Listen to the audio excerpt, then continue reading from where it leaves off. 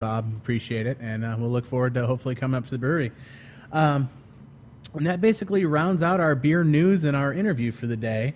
So before we get wrapped up here, does anybody have any rants, anything they want to talk about? I personally don't. I've had a very chill week, and I'm enjoying this beer and enjoying the company of Jeremy and Jillian right now. So if anybody wants to say anything, Jeremy? Yeah, I've definitely got a rant. So I'm going to get on a rant here, and I actually had a different one that I thought I would. This was the original one. I thought I'd have a different one, but I'm going to go back to this one.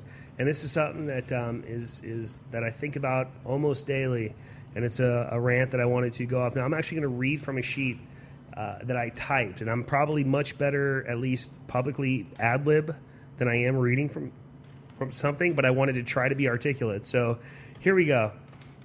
Craft is about quality and passion. We craft brewers must ensure we are keeping quality at the center of everything we do and following our own muse, rather than brewing with the aim of having the longest line at the festival. Innovative and funky recipes that make sense to the brewery in question are one thing. Making something to one-up the next guy or for the sake of turning heads is another. In the storm of madness that is today's craft industry, a number of brewery openings and festival lines, I pray that the communal and soulful spirit that brought many of us here doesn't get lost in the madness. I believe in some respect, the future of craft depends on it.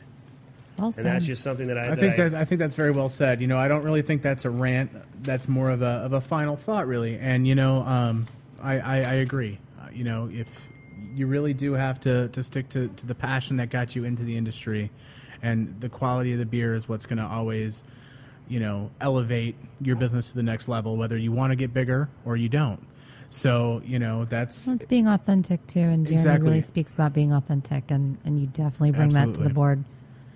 It's being true to yourself. Well, again, I don't... The point was, I wanted that to be kind of the final thing that we that was said, but, to go ahead, since we're still talking about it, I mean, it's, we do, and I think about it, you see the guys with the long lines, you see, the madness at some of these tents, and you love it. It's good for the industry, what have you. But at the same time, this isn't a circus. This isn't a carnival. And I just hope that each and every one, and I'm not saying that they're not, but each and every one of these breweries that are doing that, I just really hope, and we do it too, right? We do the whole Def and Jam, we do the Honey Habanero. So I'm not saying this like, oh, I'm looking down on my perch. Not at all. It's just that I pray that we are all in this for hopefully similar reasons anyway, and the main one is passion. Mm-hmm. And outside of that, it's a quality product, but it's doing what is authentic and real to you. And if we don't have that in this community, then we are not what we were so fortunate enough to be handed to us by the giants whose shoulders we stand on.